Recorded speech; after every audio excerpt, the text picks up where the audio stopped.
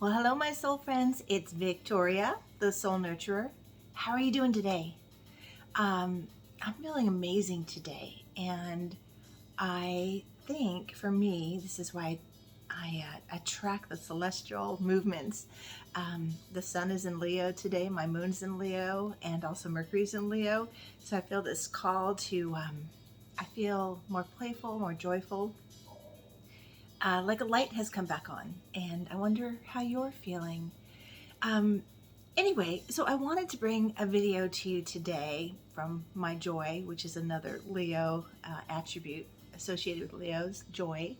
And when I created this channel 2 years ago now, I can't believe it, and I'm still giving myself grace. I'm still playing, which is another Leo word, just playing with doing these videos. I have this constant, as many of us do, that inner critic saying, okay, time to step it up, time to make it more professional, wah, wah, wah, all that. I'm giving myself permission to continue just to show up as I am when I feel inspired and called to. You can tell these videos are, not as consistent as they were my first year. I was doing videos like almost every day. Well, it was 2020, and that was pretty much my schedule was clear. So, but now your life is getting busy, and like many of you, I'm going through my own, waves of transformation.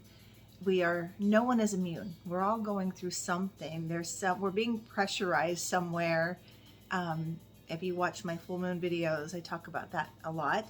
And but what came to me this morning in my meditation was, no matter what's going on in our worlds, and there's a lot in our inner worlds and our collective world, with this intense transformation and this ongoing what next.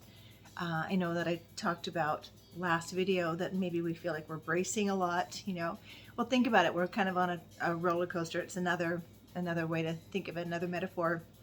We're bracing what's coming next. What are we going to do? How are we going to do this?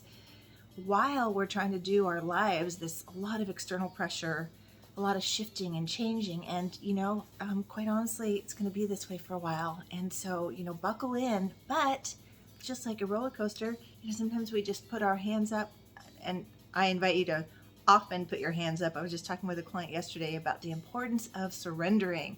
Put your hands up, trust God, trust the universe, however you connect, and let some joy guide you. Let some of your playfulness enter the picture. So all that to say, I wanted to teach you one of my favorite transformational tips that I came up with years ago for myself. Mostly what I teach, well, through my, countless, many different trainings, but mostly it was me engaging with my own inner work and coming up with a tool that helped me. And this is one of my favorites. I was working with a client with this just the other day too. I don't have a word for it yet, and I'm such a wordsmith, and this is why this technique is so awesome. So as one of my modalities is hypnotherapy, what is really important is making sure that our subconscious mind has the information it needs to support us. Okay, this happens, you can see this when we're stuck. If you're stuck, it means your subconscious mind doesn't have the information. If you're in a relationship and you both agree on something like, yeah, babe, we're gonna have more connection, and you're not feeling the connection is happening, it's because your partner has a different association with connection than you do. Okay, so I'm a big advocate of really defining our terms, our words, and if you work with me, I always say this: speak in the direction of where you want to go, not where you've been. So you don't want to say, I don't want to feel disconnected from my partner. I want to feel connected. And then you're going to take this next step. First, define what it is you want to experience, what you desire, what you've been wanting to experience that you're just kind of stuck and it's not working. For me, with the work that I do as a soul guide, as a hypnotherapist, as a spiritual director, as a many faceted healer, this is essential. Defining the terms and giving them to the subconscious mind, referencing them.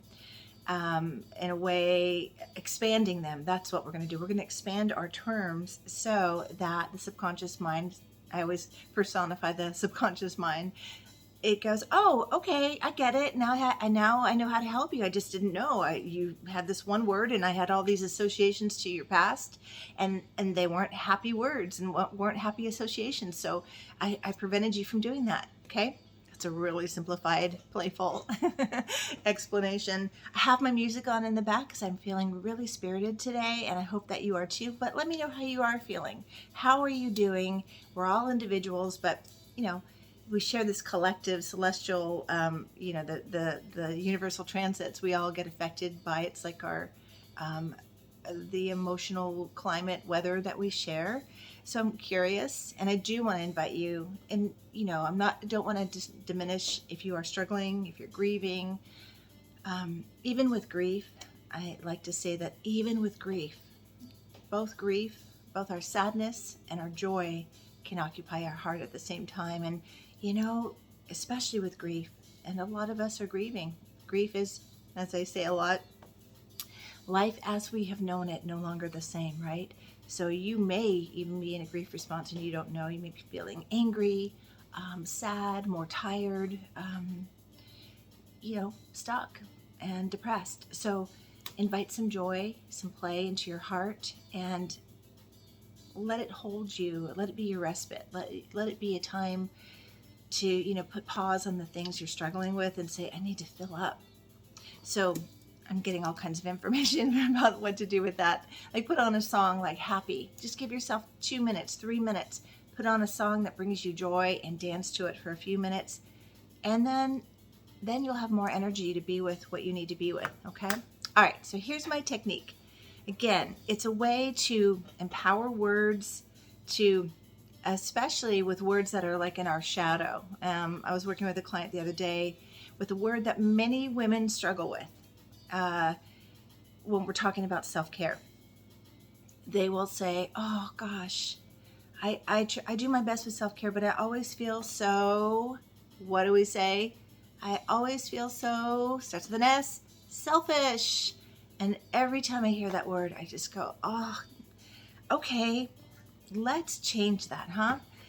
I mean, if you're not for yourself, which is what selfish means, why do you expect other people to be for you? So I am on a mission to take the charge, the shadow experience with the word selfish. So shadow is anything that we were judged about. I know that I was judged for being selfish. When I was a really little girl, I came into this world with I must have been a royalty in another life because I had really expensive taste. And I remember my mom saying, who do you think you are? And that's selfish. And countless. I mean, my mind is opening up all my references for that. Give the best to your friends. You take the second best. And otherwise you're selfish. So selfish is a word that many, and I work mostly with women. So I don't know if you're a dude watching this and you have a little reaction to being selfish. Comment below. I'd like to know. By the way, do comment because I'm doing my giveaway again for the month of July. For every comment, your name will be entered into a raffle for a session with me, and that could be an Astro Soul chart review, where I go over your chart with a focus on what is your potential, your purpose, where's your wound, and where are your gifts. So, or a hybrid, which is looking at your chart. This is a common way I work. We look at your chart, we see what's going on, and then you tell me what it is you want to experience, what you're struggling with, preventing you from experiencing what you want and creating the life that you desire. And we go from there. And then I just open up my transformational toolkit and we get to work or we get to play towards lifting your soul to its highest possibilities. Okay. In a nutshell, I help you reclaim your soul potential. We nurture that together, and then you get to rise with your possibilities. There it is. Okay. A little commercial in the middle of my transformational tool I'm about to share. So here's what we're going to do. So I invite you to pause this video and do this in real time with me, or come back to it later. But we're going to break the word selfish down. Okay, so first of all, notice your body's reaction to the word selfish. Say it out loud. I'm selfish. And notice, you have any cringy, no, I can't be selfish? That's bad. That's, and you can feel the shame maybe connected to it and all the negative energy associated with it. This could be a shadow word again, where we have denied it. There's no way I'll ever be selfish. And so what we end up doing is we put it behind us and we overcompensate. I'll be extra, extra caring and reaching out to everyone else so that I prove to myself that I am not selfish. Or we're triggered by people who seem to be selfish and we'll be like, who does she think she is? And gosh, must be nice, right? All these judgy kind of things that we might say or do. This is shadow. People, contact me if you want to know more about shadow. I have a couple videos, I think, from 2020 talking about shadow work. They're, my earlier videos, but they're still good.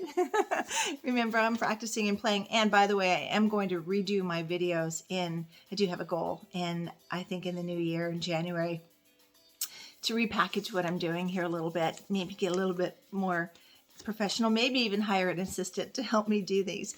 Anyway, here we go. So what we're going to do, so get your sheet of paper and you're going to write the word selfish down the page. I think that's transposed, but so down the page, what is that, vertical? Okay. So, and for each letter, we're going to reclaim this word selfish and reframe it by empowering it with different associations. This is the tool. This is the gift of this technique that has helped me so much. And at the end of this video, I'm going to share a way that I worked with a word that I needed so many years ago that I still turn to this acronym. And I just shared it with my spiritual direction group yesterday, and they loved it. And it's inspiring. So we'll get there. Okay. So then what you're going to do is you're going to say, okay, I want to reclaim this word in a way that supports me. And, so we're going to come up with words inside of the word that expand the concept. Now, it's not the word anymore. It's a concept, the concept of being selfish. And for each letter, you're going to come up with another word. So for instance, S, supportive. Being selfish is a supportive thing, right? Supports your well-being. So come up with as many S words as you can, as you want to. You really want to just expand your mind in a new direction. But for me, I wrote supportive. And then E. What's the word for E in the word selfish? E. Empowering. It's empowering to be selfish. It's saying, I matter and my needs matter. That's empowering. Okay? And then L. What do you think for L? L, I wrote loving. It's a loving thing to do, to be selfish. It's another way to show self-love. So love or loving, okay? And then F, what would your word be for F, for selfish? F, okay? Well, and write these in the comments, by the way, because I'm always looking to expand my concept of selfish, okay? So F, freeing. It's freeing when you take care of yourself. When you say, it's okay, like the cliche, put my oxygen mask on first so I could help others. When you turn within and say, what do I need here? And then you address those needs, it's freeing for so many reasons. And the big one is you're not depending on anyone else to meet those needs. You've already met them. You're free. Okay. How about I? I have two here. One is it's investing. It's investing in yourself. Being selfish is putting energy in yourself. That's investing in you. And I also put important because it is important to be selfish. And well, I'll just say I was working with a young mom the other day, and this came up, and how important it is for moms to be selfish.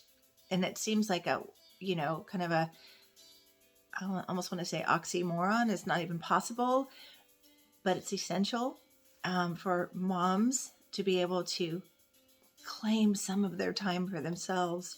And yet there isn't much time, right? So to be selfish it's important, just important, and you're investing. Okay, the next S is like the drum roll S. Ready?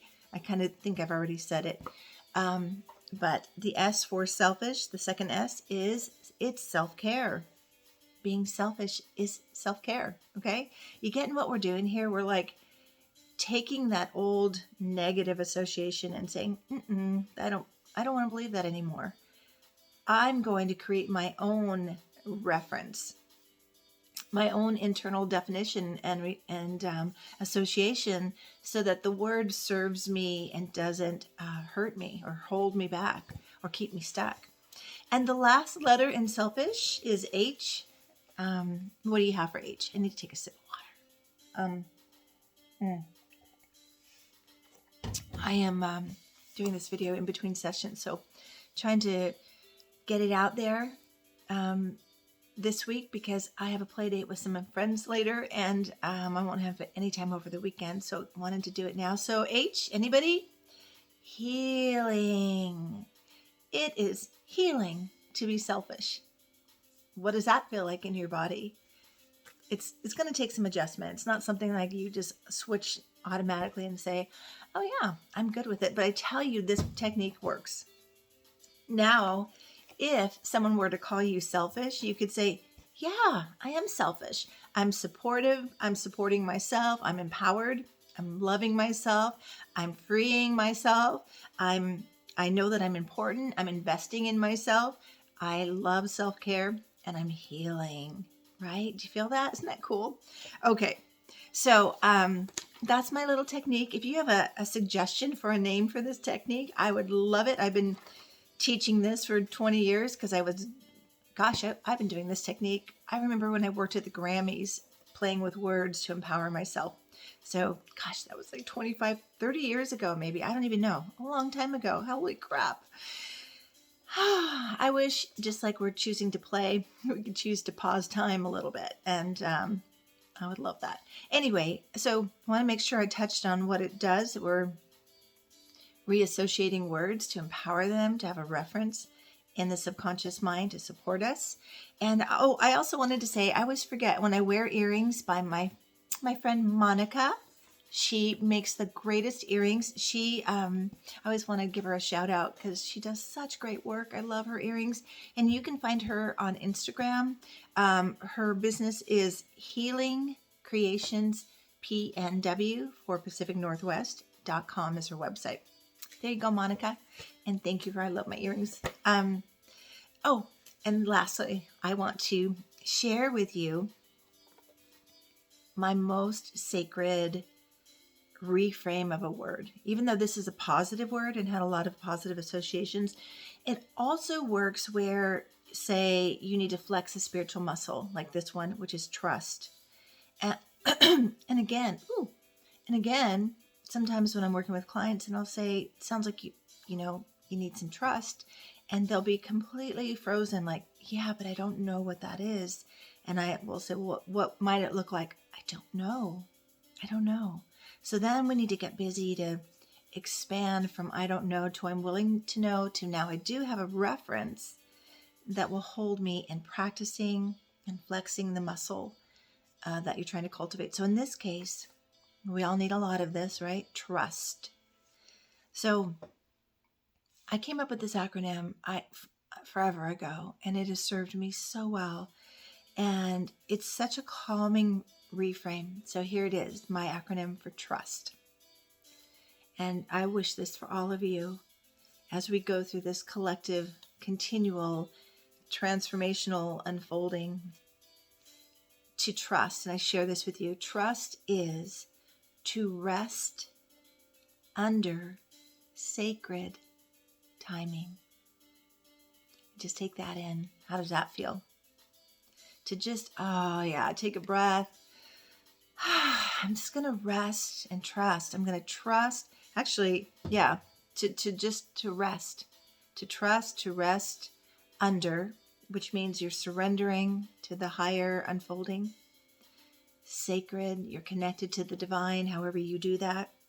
and then this timing thing, it's not in our time, it's in God's time. And here's the thing, trust requires us to flex and practice it.